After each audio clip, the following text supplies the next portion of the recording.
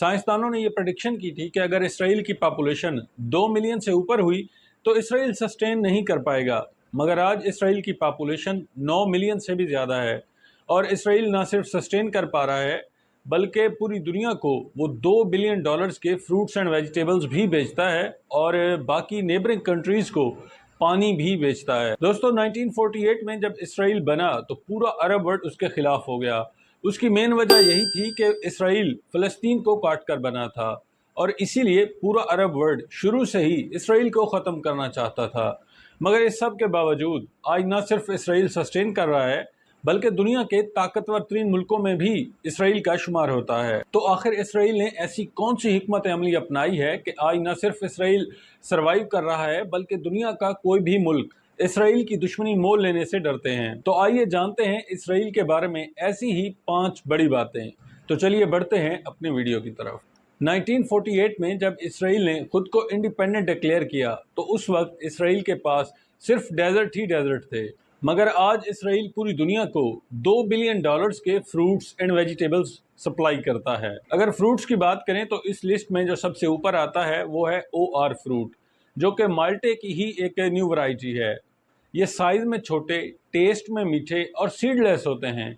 इन्हें छीलना और खाना बहुत ही आसान होता है। आज इसराइल OR फ्रूट की टोटल प्रोडक्शन का 93% यूरोप को सप्लाई करता है और इससे तकरीबन 350 मिलियन यूरोस कमाता है। दोस्तों इस फ्रूट की भी अपनी कहानी है।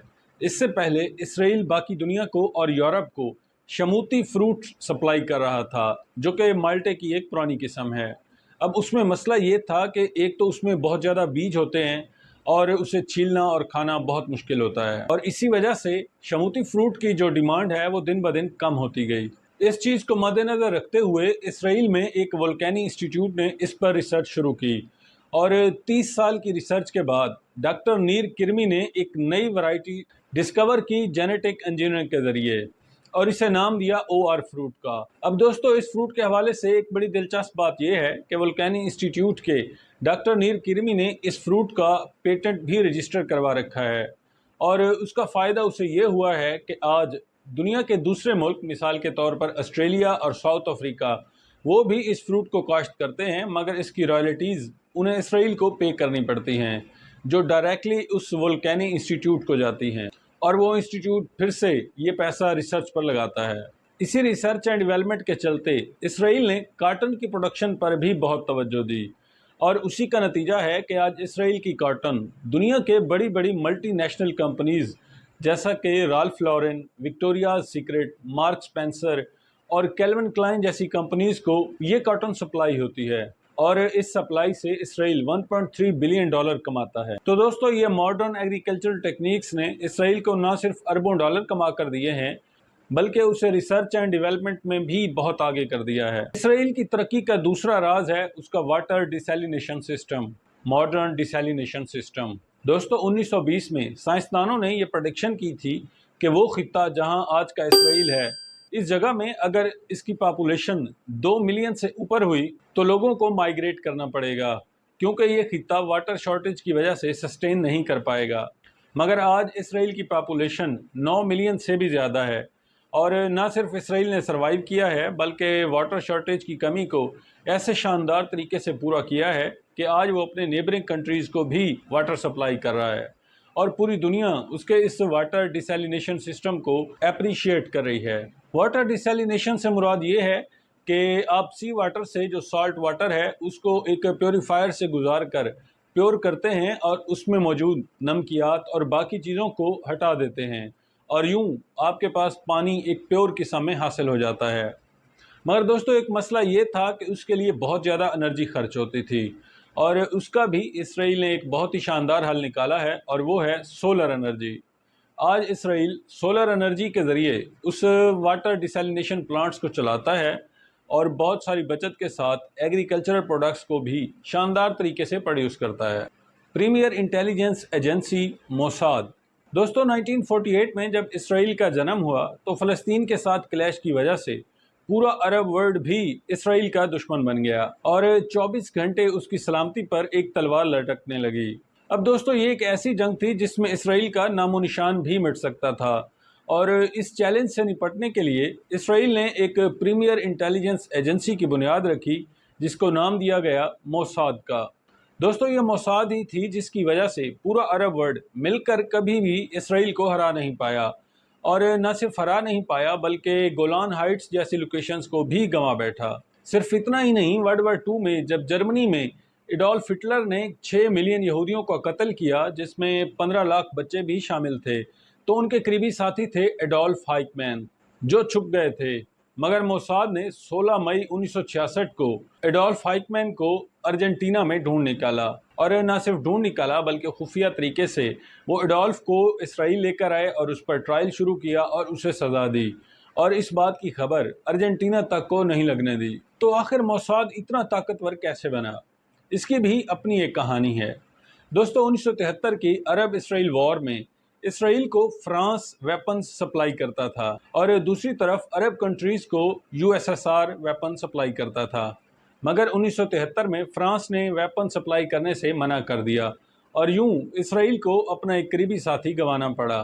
بالآخر اسرائیل یہ جنگ جیت تو گیا، مگر اسے اپنی ولنریبلٹی کا بہت احساس ہو گیا تھا، اور اسی لیے اسرائیل نے عہد کیا کہ اس کے بعد وہ تمام ویپنز خود بنائے گا اور دوسرے ملکوں پر اپنے ڈیپینڈنس ختم کرے گا۔ دوستو تب سے لے کر اب تک اسرائیل اپنے GDP کا 6% ملٹری ڈیفنس پر خرچ کرتا ہے، جس کا 30% ریسرچ اینڈ ڈیولپمنٹ پر خرچ ہوتا ہے، اور دوستو اس کے علاوہ اسرائیل کے ٹوٹل ڈیفنس بجٹ کا 1/4 حصہ امریکہ سپانسر کرتا ہے۔ دوستو ریسرچ اینڈ ڈیولپمنٹ پر اتنی بھاری فنڈنگز کا فائدہ یہ ہوا کہ آج اسرائیل ٹیکنالوجی اور سائبر سپیس میں پوری دنیا کو پیچھے چھوڑ چکا ہے۔ آج اسرائیل امریکہ اور یورپ کو 10% ملٹری ایکوپمنٹس بھی سپلائی کرتا ہے، اور دنیا کے 60% ڈرونز اسرائیل میں بنتے ہیں۔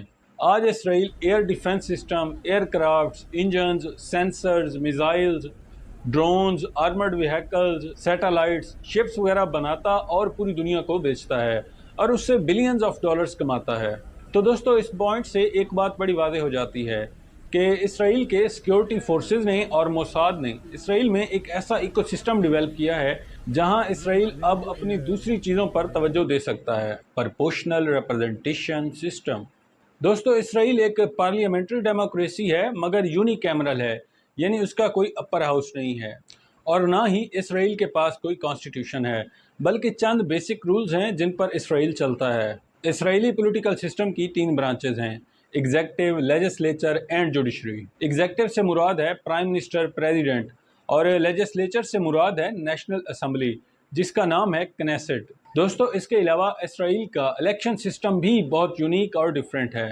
اس سسٹم میں پولیٹیکل پارٹیز اپنے کینڈیڈیٹس کو ٹکٹ نہیں بانٹتی بلکہ کینڈیڈیٹس کی ایک لسٹ بنائی جاتی ہے، اور لوگ اسی کینڈیڈیٹس کو دیکھتے ہوئے اس لسٹ پر ٹک کرتے ہیں، یعنی اس خاص پارٹی کو ووٹ دیتے ہیں، نہ کہ کسی اسپیشل انڈیویجولز کو، اور آخر میں جس پارٹی کو جتنے ووٹ پڑتے ہیں اسی پرپورشن کے حساب سے کنیسٹ میں اس پارٹی کو سیٹس الاٹ کی جاتی ہیں، اور اس سسٹم کو نام دیا جاتا ہے پرپورشنل ریپرزنٹیشن سسٹم۔ دوستو اسرائیل کی خوبصورتی یہ ہے کہ اسرائیل عربین پیننسولا اور عرب ورلڈ سے گھرا ہے، اور یہ ایک ایسا خطہ ہے جہاں ڈیموکریسی نام کی کوئی چیز نہیں، اور اس خطے کے بیچوں بیچ رہتے ہوئے اسرائیل اس پرپورشنل ریپرزنٹیشن سسٹم کو چلا رہا ہے، اور اس سسٹم نے اسرائیل کو بہت سٹرونگ بھی کیا ہے۔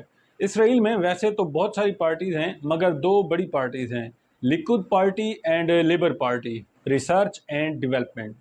دوستو اسرائیل اپنے ڈیفنس بجٹ کا 30% حصہ ریسرچ اینڈ ڈیولپمنٹ پر خرچ کرتا ہے، اور اس کا فائدہ یہ ہے کہ آج انوویشنز کے معاملے میں اسرائیل پوری دنیا کے لیے مثال بن چکا ہے۔ آج دنیا کے بڑے بڑے ٹیکنالوجی جائنٹس جیسا کہ فیس بک، گوگل، پے پال، ایپل، سسکو وغیرہ آج اسرائیل میں اپنے ریسرچ سینٹر کھول چکے ہیں۔ دوستو ان ملٹی نیشنل کمپنیز کے اٹریکٹ ہو کر اسرائیل میں ریسرچ سینٹر کھولنے کی ایک بڑی وجہ ہے اسرائیل کا ایجوکیشن سسٹم۔ یہ کمپنیز اسرائیل کے اسٹوڈنٹ سے فائدہ اٹھاتی ہیں جو انوویٹو مائنڈز کے ساتھ گریجویٹ ہوتے ہیں، اور ان کمپنیز کو انوویشنز کے معاملے میں بہت ہیلپ ملتی ہے، اور یوں نت نئے نئے ایجادات دیکھنے کو ملتے ہیں، اور پھر دوستو ان انوویشنز کا فائدہ اینڈ آف دا ڈے اسرائیل کو ہی ملتا ہے۔